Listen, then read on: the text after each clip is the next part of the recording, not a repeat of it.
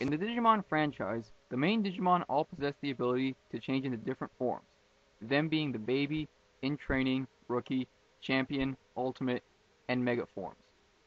My personal favorite level is ultimate because I believe it to be the only one that is not laughably weak, but also not nauseatingly powerful, making it a balanced form. From Andromon to Myotismon to Arukenimon and Mummymon, the Digimon franchise has depicted some of its most memorable characters as Ultimates. So, just for the heck of it, I have decided to present my personal list of the top 10 Ultimate level chosen Digimon in the franchise. Note, the placement on this list is based not only upon how memorable a character is, but also by how much they have contributed within their own story.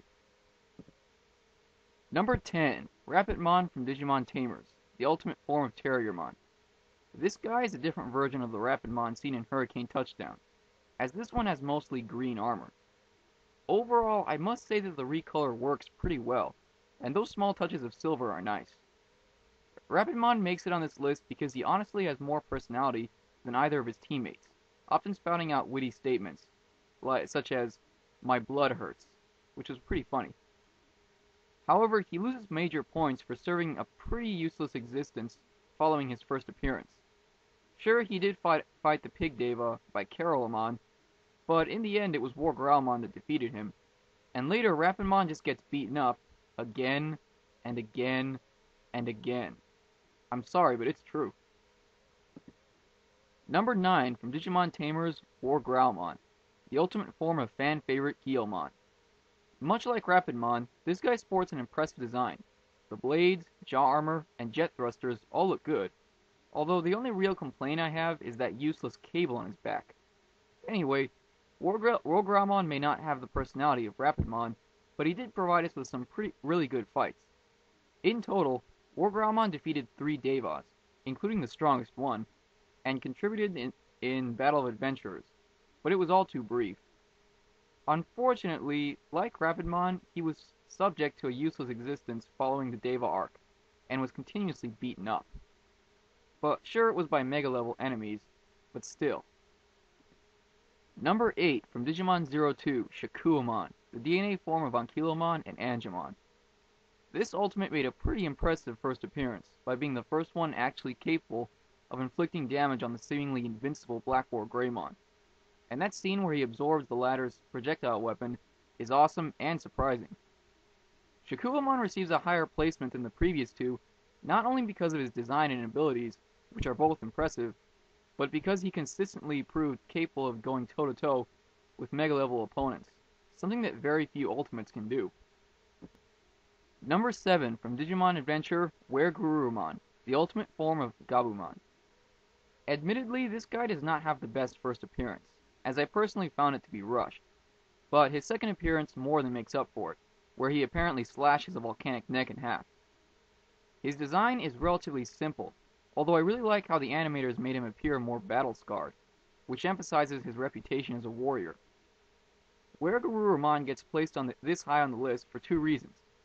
His appearances encompass 2 seasons, which is an advantage considering the basis, and his fight with Myotismon is one of the most memorable fights in the franchise. However, he loses points for being supplanted by his Mega form for the final segment of Season 1, and in a disappointing final appearance in Season 2. Note, many of the Season 1 Digimon have a final appearance during the battle with Skull Satamon. During this battle, some of them are devolved by Skull Satamon, but this is only due to the strain of being on the real world for too long, which actually made it much easier for their opponent to devolve them. Were it otherwise, Aquilomon and Ankylomon would have been devolved too, but they weren't. Thus, I will not count this as a true loss towards any character on the list. Number 6, the giant Mega Kabuterimon. First of all, this guy is just plain awesome. He looks like a hybridization between his previous form and a Halo vehicle. The elytra on his back make him appear more intimidating, and that blue object is a nice addition. The shape of his horn is also impressive. His first appearance is one of the best in the franchise, as he smashes through an asteroid field, blows up a planetoid, and flies out of the ground, emphasizing his incredible size. Although Mega Kabuterimon was absent during much of the Myotismon arc, he does have a moment of dignity later on, when he saves Angelomon from Lady Devimon, making him one of the few Ultimates to actually serve a purpose during the Dark Master saga. Ironically, Lady Devimon fared no better against him than a fly against an elephant, and it is here that he demonstrated a fairly in-control attitude. He also served his purpose in the final fight with Pokemon. Sadly, though, his appearance in Season 2 is reduced to serving as a mere mode of transportation, but just seeing him at all in the season was fairly satisfying.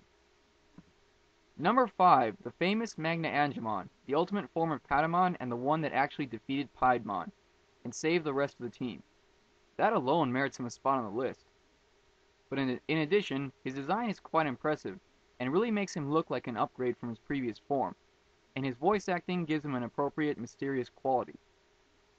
He would also play his part in the final fight with Pokemon, and would appear again in Season 2 to help in defeating the Mamemon brothers. Unfortunately, he suffers from the embarrassing fact that he merely floated in the background during the fight with Malamyotismon. Overall, despite his accomplishments, I decided not to give him a higher placement on this list due to his relatively few appearances.